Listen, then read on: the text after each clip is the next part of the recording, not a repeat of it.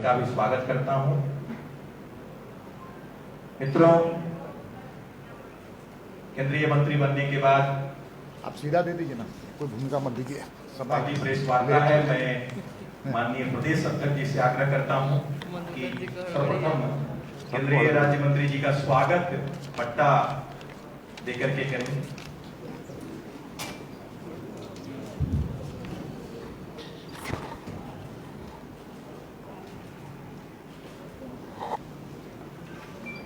अब मैं माननीय प्रदेश अध्यक्ष जी से आग्रह करूंगा कि सर्वप्रथम अपनी बात आप सबके बीच में रखें। माननीय प्रदेश अध्यक्ष। सभी सम्मानित मीडिया कर्मी, सभी पत्रकारों को, सभी लोगों को, प्रिंट मीडिया, विजुअल मीडिया, सभी को मेरी ओर से, पार्टी की ओर से, प्रदेश की इकाई की ओर से अभिनंदन। हम सब जानते हैं कि पूरे देश में जन आशीर्वाद यात्रा नए मंत्रियों का लगातार 16, 17, 18, 19 4 दिन तक पूरे देश में चल रहा है। आप सब कोई जानते हैं कि नए मंत्री परिषद, जो मोदी जी की नई मंत्री परिषद का गठन हुआ है, उसमें सर्वस्पर्शी समाज का प्रतिनिधित्व दिया गया है। और हम कह सकते हैं कि एक गुलदस्ते की तरह, और उस गुलदस्ते में देश के सभी हिस्सों का भागीदारी और सभी समाज का उसमें भागीदारी, पहली बार देश के आज़ादी के बाद पहली बार ऐसी मंत्रिमंडल का गठन हुआ है, जिसमें हम कह सकते हैं कि महिलाओं, जो नारी सशक्तिकरण की बात भारतीय जनता पार्टी और हम कहते हैं, तो 11 मंत्री महिला मंत्री बनी है, पहली बार देश की आज़ादी से लेकर अब तक। अब ओबीसी मंत्री की बात की जाए तो 27 ओबीसी मंत्री इस मंत्रिमंडल में माननीय मोदी जी ने शामिल किया है। एससी समाज की अगर हम बात करें तो एससी समाज के 12 मंत्री इस मंत्रिमंडल में शामिल हैं। शेड्यूल ट्राइब पहली बार देश के आज़ादी से लेकर अब तक, आप सबको ही जानते हैं कि अटल जी की सरकार ने आदिवासियों के कल्याण के लिए अलग मंत्रालय का गठन किया था, और पहली बार देश की आज़ादी के बाद 8 ट्राइबल मिनिस्टर इस मंत्रिमंडल में शामिल हैं। सर्वस्पर्शी, सर्वव्यापी, सर्वग्राही हम कहते हैं, तो उसको हम कहते नहीं, उसको करने पर विश्वास करते हैं। इसलिए जितने नए मंत्री हैं भारत सरकार में, सभी का अभिनंदन उनके प्रदेशों में हो रहा है। झारखंड के संदर्भ की अगर हम चर्चा करें तो हम मोदी जी को आभार व्यक्त करते हैं कि इन्होंने एक ऐसी महिला, होनहार, योग्य, प्रतिभाशाली महिला को मंत्रिमंडल में, मंत्रिपरिषद में शामिल किया है। इसलिए झारखंड बीजेपी और झारखंड की जनता मोदी जी के प्रति आभार व्यक्त करती है। दूसरी बात, 16, 17, 18 और 19 4 दिन की यात्रा झारखंड के संदर्भ में अगर हम बात करें तो हम लोगों ने तय किया, पार्टी ने तय किया कि अन्नपूर्णा जी की यात्रा 4 दिनों का हो, और लगभग 428 किलोमीटर की यात्रा है। 428 किलोमीटर में 9 जिले और 5 लोकसभा इस यात्रा में उनके रास्ते में मिलेंगे, और कुल मिलाकर के कहा जा सकता है कि 473 स्थानों पर इनका अभिनंदन करने का हम लोगों ने तय किया था, पार्टी ने तय किया था, समाज ने तय किया था। अब उससे ज़्यादा संख्या लोग जगह जगह पर, समाज के सभी वर्ग, मुझे ऐसा लगता है कि 550, 600 स्थानों पर यह संख्या पहुंचने वाली है। अभूतपूर्व अभिनंदन समाज का, चाहे किसान हो, मजदूर हो, नौजवान हो, महिला हो, समाज के सभी वर्ग, हर जाति, हर धर्म, हर पंथ के मानने वाले लोग सड़क पर उतर करके जिस प्रकार से अभिनंदन किए, पार्टी उनके प्रति भी आभार व्यक्त करती है। बरसात का समय था, पानी पड़ रहा था, लोग सड़क पर थे, और अब तक जो कार्यक्रमों 2 दिनों का जो हुआ है 16 और 17 का, तो 16 तारीख को 53 स्थानों पर अभिनंदन हुआ है और 17 तारीख को 61 स्थानों पर अभिनंदन हुआ है। कुल मिलाकर 114 स्थानों पर 2 दिन की यात्रा में अभी तक अभिनंदन हो चुका है। इसीलिए थोड़ा विलंब हर कार्यक्रम में हो रहा है कि जगह जगह पर समाज के सब वर्ग हों का अभिनंदन और आशीर्वाद दोनों चीज़ इनको मिला है। मैं अपनी ओर से नहीं बात कहना चाहता, तो मैं आग्रह निवेदन करना चाहता हूं श्रीमती अन्नपूर्णा देवी जी से कि आपको संबोधित करें।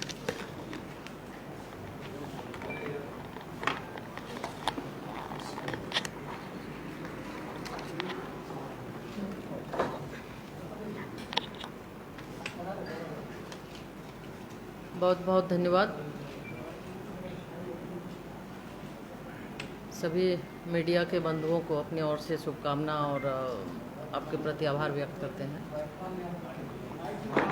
नहीं जा रहा है और आगे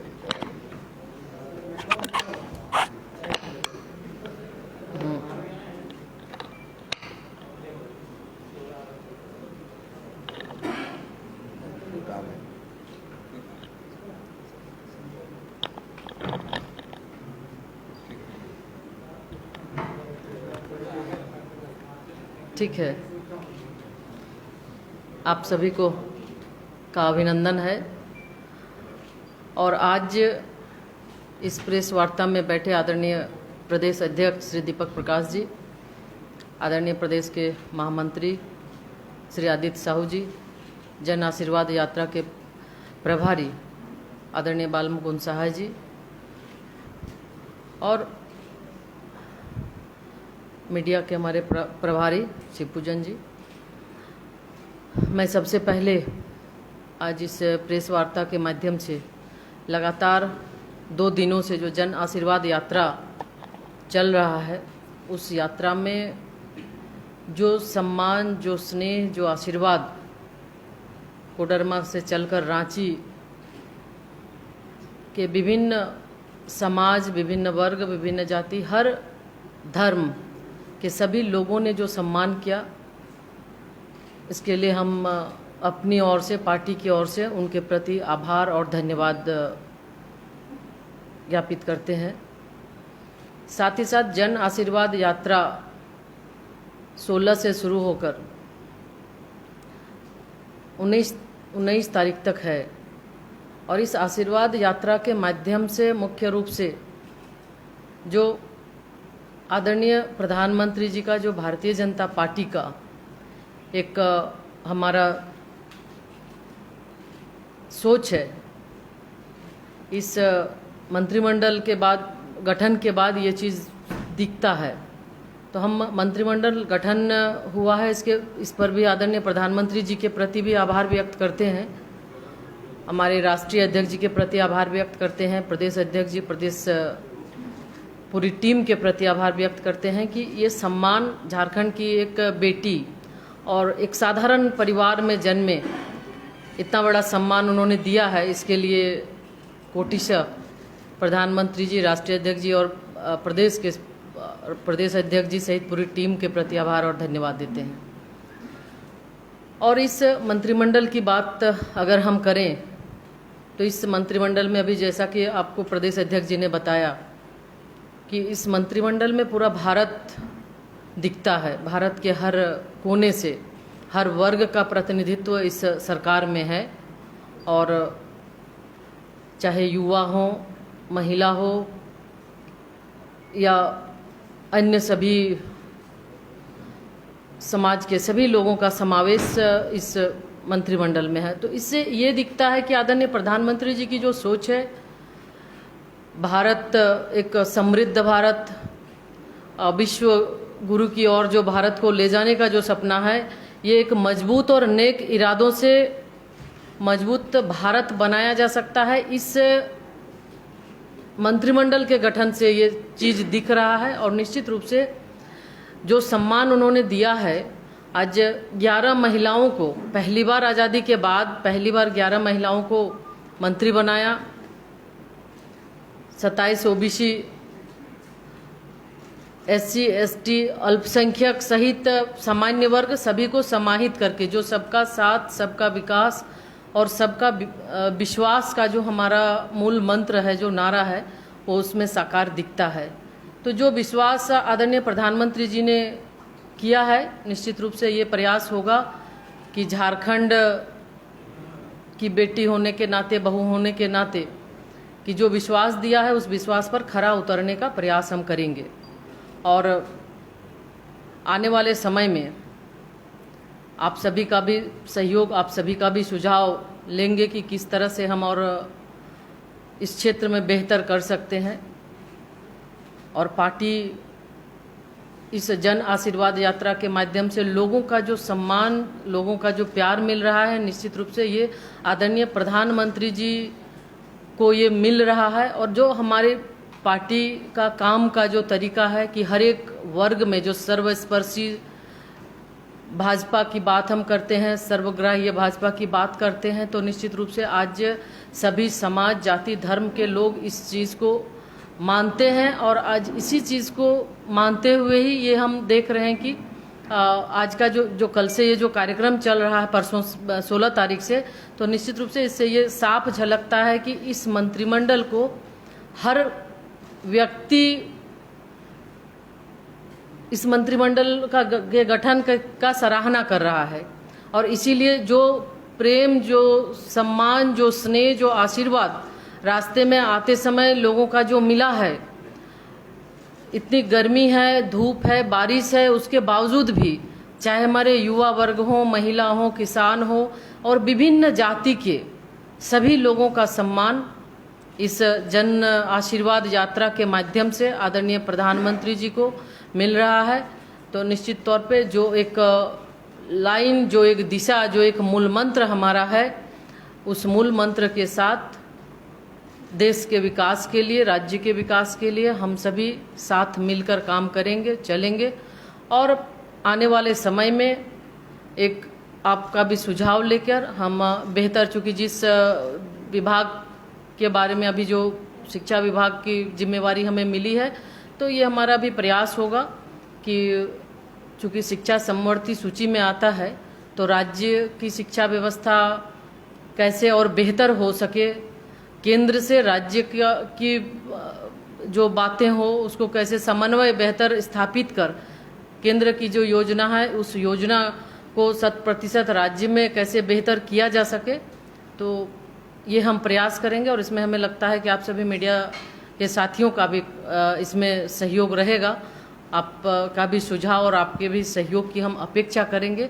तो आज विशेष और कुछ न बताते हुए, चूँकि जिस तरह से लोगों का सम्मान मिला है, जो आशीर्वाद मिला है, हम आदरणीय प्रधानमंत्री जी के प्रति भी आभार व्यक्त करते हैं और सभी झारखंड के तमाम जनता के प्रति आभार व्यक्त करते हैं कि जो सम्मान, जो आशीर्वाद एक बेटी को दिया है, निश्चित रूप से इसके लिए बहुत बहुत धन्यवाद।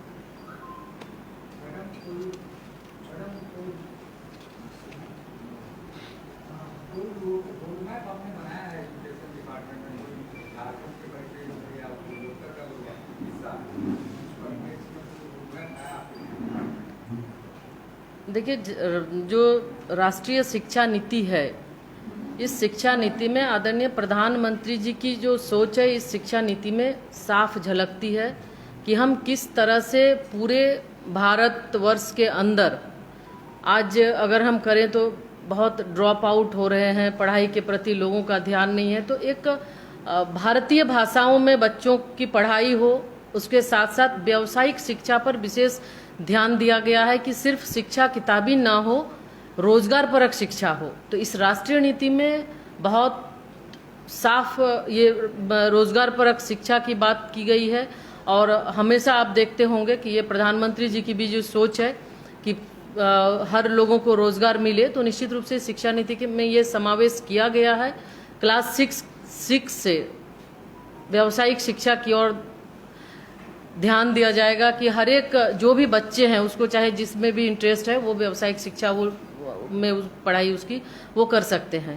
तो इस तरह राष्ट्रीय शिक्षा नीति, और अब 29 तारीख को 1 साल पूरा हुआ। 1 साल पूरा होने के बाद आदरणीय प्रधानमंत्री जी के द्वारा कई योजनाओं का लॉन्च किया गया जो राष्ट्रीय शिक्षा नीति से जुड़ा हुआ है। उसमें आप देखे होंगे 11 भाषाओं में इंजीनियरिंग की पढ़ाई, यानी अब क्षेत्रीय भारतीय भाषाओं में इंजीनियरिंग की पढ़ाई होगी। तो इस तरह धीरे धीरे हम राष्ट्रीय शिक्षा नीति को जमीन पे उतारने का प्रयास कर रहे हैं। लगभग 60 से 70% काम हमारा हुआ है और इस दिशा में सभी राज्य से भी उनका राय हम ले रहे हैं। राज्य पे हम अपनी नीति को थोप नहीं रहे बल्कि राज्य का भी सुझाव ले रहे हैं और उसके साथ बेहतर जो उनका किस तरह से उनका कोर्स होगा उसके बारे में भी एक नया प्लेटफॉर्म बना है। एनडीआर करके एक प्लेटफॉर्म है, उसमें वो दे सकते हैं। उसके बाद एक एक्सपर्ट कमेटी है, एक्सपर्ट कमेटी के माध्यम से उनका जो कोर्स है वो कौन सा एक्सपर्ट कमेटी उसको सेलेक्ट करेगी और उसके बाद उस पर आगे फिर हम लोग काम करेंगे। तो हमें लगता है कि ये बेहतर होगा और उसमें आप सबका भी सहयोग चाहिए। निश्चित रूप से ये शिक्षा नीति के माध्यम से, राष्ट्रीय शिक्षा नीति के माध्यम से एक सर्व समावेशी और सभी वर्ग, सभी लोगों के लिए, चूंकि जब सुदूर ग्रामीण क्षेत्र में जाते थे तो उधर थोड़ी पढ़ाई के लिए बच्चों का देखते थे, बहुत ध्यान नहीं था। लेकिन अब जब क्षेत्रीय भाषाओं में जब पढ़ाई शुरू होगी तो निश्चित रूप से लोगों का ध्यान भी रहेगा और ड्रॉप आउट की भी समस्या कम होगी और रोजगारोन्मुखी शिक्षा मिलेगा। धन्यवाद। राज्य सरकार की अगर बात करें तो राज्य में भी आपका लंबा राजनीतिक अनुभव रहा है, तो शिक्षा समवर्ती सूची में है, आपने बताया। क्या देख रहे हैं दिल्ली में बैठ के, कैसे किस तरह की शिक्षा व्यवस्था यहाँ आपको दिखाई दे? अभी व्यवस्था, चूंकि शिक्षा विभाग संभालने के बाद अभी बहुत कुछ समझने देखने का प्रयास कर रही हूँ और निश्चित रूप से अभी तो लोकसभा सत्र चला, लोकसभा सत्र में ही थे और उसके बाद ये पूरा, इसके बाद फिर जाएंगे तो धीरे धीरे समझ के फिर आपसे रूबरू बीच बीच में होते रहेंगे और जो भी डेवलपमेंट होगा इसके बारे में आपको भी जानकारी हम देते रहेंगे।